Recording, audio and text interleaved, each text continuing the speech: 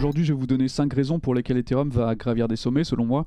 Ce n'est que l'expression de mon point de vue et non un conseil d'investissement, donc je vous invite à faire vos propres recherches.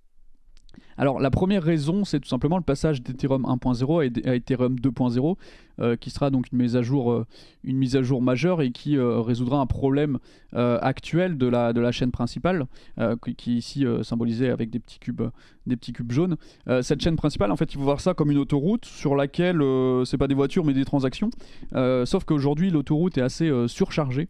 Ça bloque, certaines transactions bloquent, mettent du temps à arriver, sont très longues, les frais de transaction sont de plus en plus élevés et la mise à jour est vraiment indispensable. Alors comment ils vont s'y prendre? Ils vont tout simplement rajouter ce qu'ils appellent une beacon chain, qui sera un petit peu le cerveau de la future architecture d'Ethereum.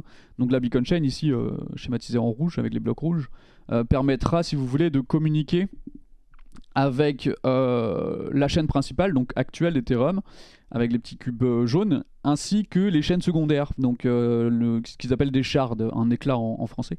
Donc les chaînes secondaires, ici il y en a une en vert et une en bleu, bon il y en aura beaucoup d'autres.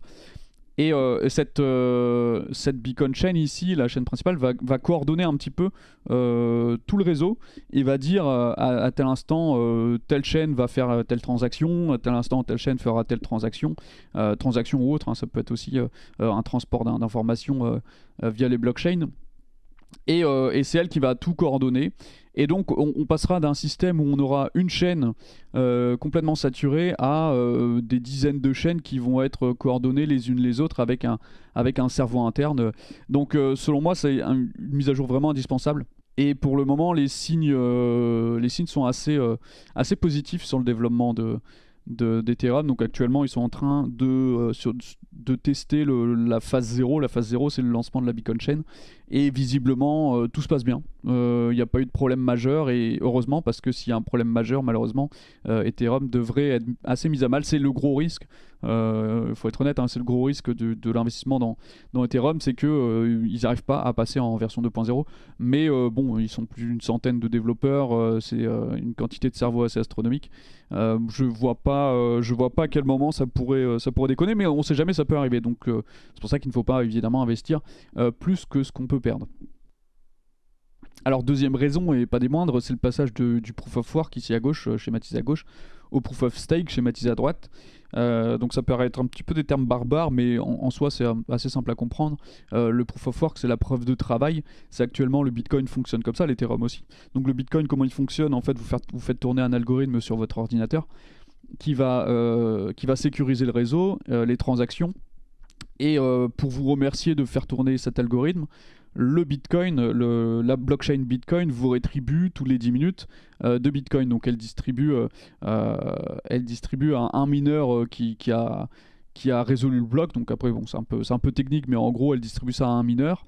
Mais comme les gens préféraient non pas avoir X Bitcoin tous les 36 du mois, ils se sont dit, on va s'organiser en pool, donc c'est-à-dire en groupe de personnes qui minent tous ensemble dans une pool. Et une fois que l'un d'eux dans la pool a trouvé un bloc, a résolu un bloc, la pool se partage les bitcoins qui sont distribués en fonction de la puissance de calcul de chacun.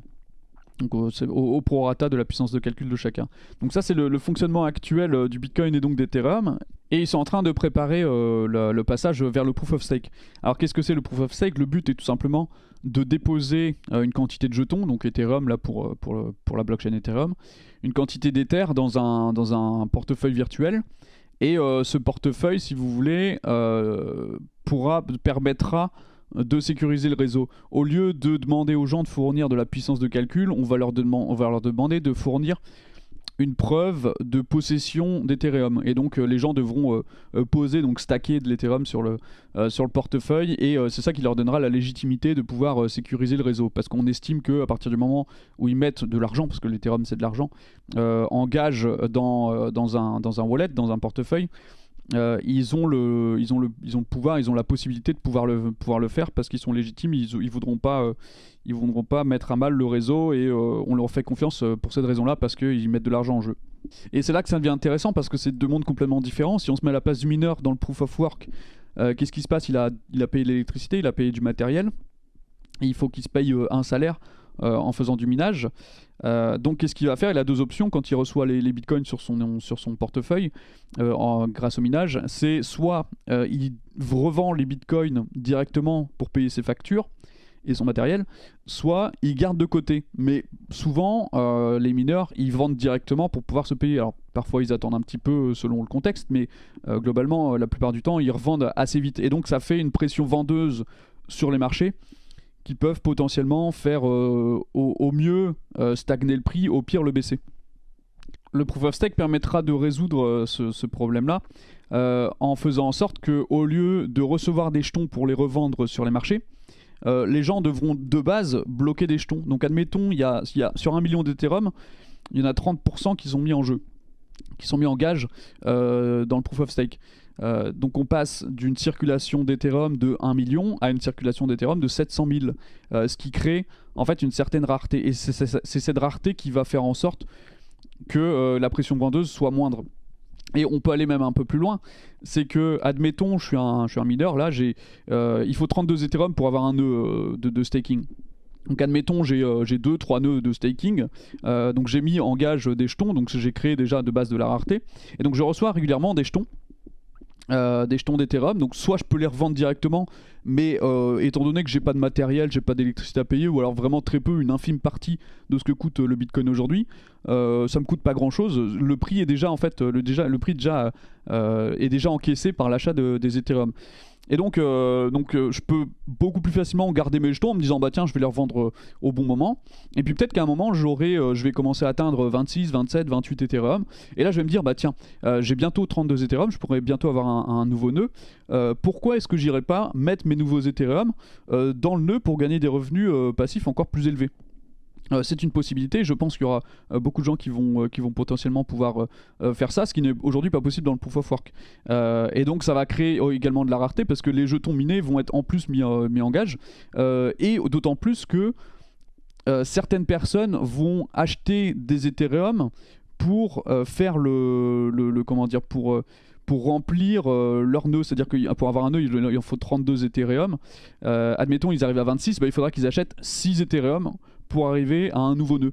Et cet achat potentiellement multiple va permettre encore une fois de pousser le prix à la hausse. Donc le passage vers le Proof of Stake va vraiment pousser le prix à la hausse pour toutes les raisons que je vous ai évoquées ici. Alors la troisième raison, et une raison assez importante également, c'est la destruction de jetons dans les frais de transaction. Alors je m'explique. Quand moi, admettons, je veux envoyer des Ethereum à un copain, je paye des frais de transaction pour payer les mineurs. Ces frais de transaction-là, dans Ethereum 2.0, il y aura un pourcentage, alors je n'ai pas le chiffre exact, mais vous pourrez aller vous renseigner là-dessus. Il y aura un pourcentage des frais de transaction que j'aurais payé aux mineurs pour faire la transaction à mon copain, qui seront détruits. C'est-à-dire que des Ethereum vont être régulièrement détruits via les frais de transaction. Qu'est-ce qui se passe quand on détruit des Ethereum? Le maximum d'Ethereum en circulation diminue, et donc ça crée une certaine rareté, et si c'est rare et demandé, ça augmentera mécaniquement le prix, tout simplement. Alors la quatrième raison, c'est quelque chose d'assez important à comprendre dans l'environnement Ethereum, et c'est sûrement, probablement, l'élément principal qui va faire monter le prix. C'est ce qu'on appelle la DeFi. Alors qu'est-ce que c'est la DeFi? Donc Decentralized Finance, donc la finance décentralisée. C'est tout simplement un ensemble de produits financiers qui permet de supprimer l'intermédiaire de confiance. Donc c'est tous les produits financiers qu'on a sur la DeFi, on ne passe par aucun tiers humain. Il n'y a aucun humain qui va nous dire bah tiens, monsieur a envoyé tant d'Ethereum à monsieur, donc pour faire ça, je vais m'en charger pour sécuriser ça parce que j'ai une licence officielle, machin. Mais il n'y aura pas besoin de ça parce que l'intermédiaire de confiance ici dans la finance décentralisée, c'est tout simplement un algorithme qui tourne et qui permet de faire en sorte que le réseau soit sécurisé et de confiance. Alors par exemple, ici un exemple de finance décentralisée, c'est simplement un échangeur de crypto-monnaies. Donc par exemple un échangeur, ça permet de vendre des bitcoins pour acheter de l'Ethereum, de vendre de l'Ethereum pour acheter des US dollars. Et ici, si vous voulez, Uniswap permet de faire ce genre de choses. Donc par exemple ici je dis que je veux vendre 2 Ethereum, voilà, contre, je sais pas, 46 bound par exemple. Hop, donc j'ai juste à connecter mon portefeuille que je possède, personne d'autre n'a la clé. Je clique sur connecter le portefeuille, donc ça va chercher les informations de mon portefeuille, récupérer dans mon portefeuille les fonds nécessaires pour pouvoir acheter les nouvelles crypto-monnaies qui vont être envoyées dans mon portefeuille, et une fois que c'est fait, je déconnecte, et donc j'ai toujours accès à mon portefeuille, j'ai toujours accès à tout ça, et ça s'est fait sans intermédiaire de confiance. Donc c'est juste qu'une personne m'aura vendu tant de bound, et que moi je lui aurais donné tant d'Ethereum, tout simplement. Et dans l'action, il n'y aura eu aucun autre humain qui aura eu accès à ces choses-là. Et donc, ce qui est intéressant à comprendre dans la DeFi, c'est qu'il y a beaucoup de produits financiers où on a besoin, si vous voulez, de proposer des Ethereum dans différents réseaux. Alors ici, on peut voir par exemple qu'il y a des Ethereum en gage dans Uniswap, il y en a dans DDX, il y en a dans Compound, Augur, Maker. Donc ça représente un petit peu les différentes courbes qu'on peut voir ici. Et donc on a par exemple sur Maker, il y a actuellement 2 171 000 et quelques Ethereum. C'était le 1er avril, donc depuis ça a explosé beaucoup plus que ça. Donc il y a une quantité d'Ethereum qui sont bloqués entre guillemets dans tout ce qui est DeFi. Parce qu'il y a des gens qui ont des avantages à bloquer des Ethereum, ils peuvent gagner d'autres jetons, ils ont plusieurs choses à faire.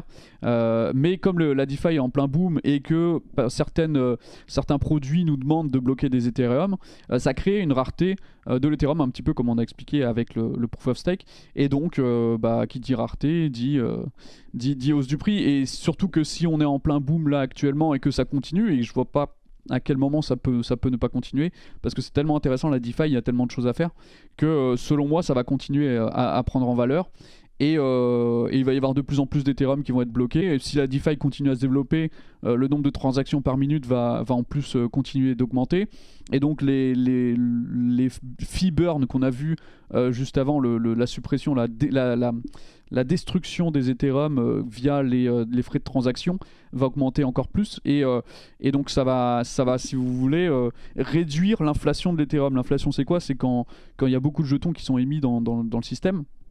Et donc là, on va littéralement réduire l'inflation. Il y a même certaines personnes qui prédisent potentiellement une déflation de l'Ethereum, c'est-à-dire au lieu d'en avoir, donc, admettons il y a 1 million d'Ethereum, au lieu d'en rajouter 50 par jour, donc 1 million 50, 1 million 100, 1 million 150, etc., il va y avoir une destruction des Ethereum, donc on passe de 1 million à 999 995, 999 990, donc une destruction régulière, mais destruction quand même du nombre maximum d'Ethereum.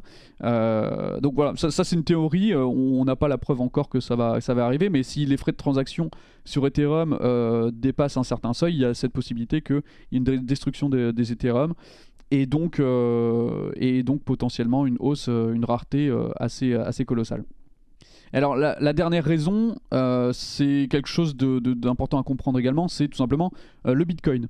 Le prix du Bitcoin aura toujours un impact sur le prix des autres crypto-monnaies, même l'Ethereum, hein, même si actuellement l'Ethereum est en train de changer de statut, de passer de jetons alternatifs, altcoin comme on dit en anglais, à tout simplement l'Ethereum, parce qu'aujourd'hui on est dans un paradigme où il y a le Bitcoin et les altcoins, donc les jetons alternatifs, et Ethereum est dedans.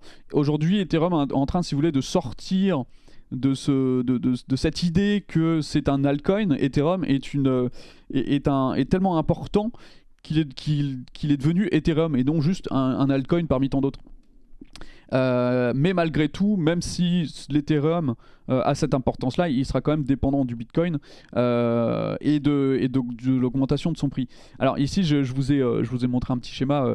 Donc c'est la courbe d'augmentation du prix de du Bitcoin en fonction des années. Donc on peut voir ici que en 2010, là, le prix était à 10 centimes de dollars, et donc ce que ça a augmenté, c'est passé à 1 dollar en 2011, ça a presque touché les 100 dollars ici mi-2011, donc ça monte, ça descend, ça monte, ça descend, jusqu'à atteindre ici en 2014 les 1000 dollars, après c'est redescendu, et après le bull run, comme certains ont connu, de 2015 à fin 2017, où le Bitcoin a atteint les 20 000 dollars. Et donc en fait, si vous voulez, certaines personnes ont voulu essayer de comprendre cette hausse et de voir s'il n'y avait pas une certaine logique dans cette hausse. Et donc ils ont tracé ce qu'on appelle une droite de régression. Donc c'est cette droite là qui me signalait en vert ici.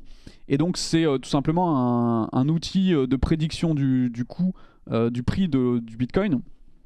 Et on peut voir que il est assez fiable, mine de rien, que le prix a toujours tendance à revenir dans cette droite de régression.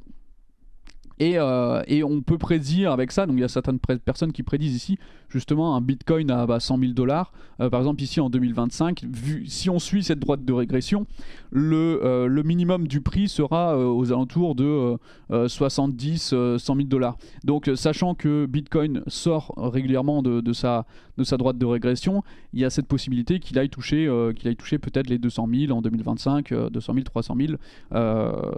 Il y a cette possibilité-là. Alors ça veut pas dire que ça va arriver. Encore une fois, c'est un outil prédictif, c'est pas la vérité. Mais jusque-là, il a toujours été assez fiable, et mine de rien, on arrive à prédire pas mal de choses, notamment les points bas du Bitcoin, et donc on pense que ça va continuer à augmenter vu le fonctionnement du Bitcoin, et par ricochet, si vous voulez, les autres crypto-monnaies devraient augmenter. Et donc ça, c'était le dernier point selon moi pour laquelle Ethereum va monter en flèche. Donc avec ces 5 points différents, à mon avis, je vois pas de scénario dans lequel le Ethereum reste actuellement un peu en dessous de 400 dollars. Là, il doit être à 380, quelque chose comme ça. Je vois pas de scénario où il reste à cette valeur-là. Je pense que Ethereum est sous-évalué dans le contexte actuel, mais que s'il est sous-évalué, c'est parce que les investisseurs ont peur de rentrer dedans en admettant que Ethereum 2.0 puisse mal se passer. Ce que je peux comprendre, c'est quand même une grosse mise à jour, c'est une mise à jour assez risquée parce que beaucoup de protocoles fonctionnent aujourd'hui sous Ethereum, et que s'il y avait un bug majeur ou une impossibilité de passer en 2.0, ce serait littéralement tout Ethereum qui serait mis à mal, et un gros changement de paradigme avec peut-être potentiellement une autre crypto-monnaie qui viendrait, un autre protocole qui viendrait prendre la place d'Ethereum. Donc ça reste un investissement risqué. Mais voilà, je vous invite à faire vos propres recherches et essayer de comprendre par vous-même. Peut-être il y a des choses que vous n'avez pas compris. Alors si vous avez des questions, n'hésitez pas à les poser en commentaire. N'hésitez pas ici à lâcher un petit pouce bleu et à vous abonner si vous avez apprécié. Je ferai d'autres vidéos, ce sera la première, mais ce sera sûrement pas la dernière. Donc merci à tous et passez une bonne journée. À bientôt.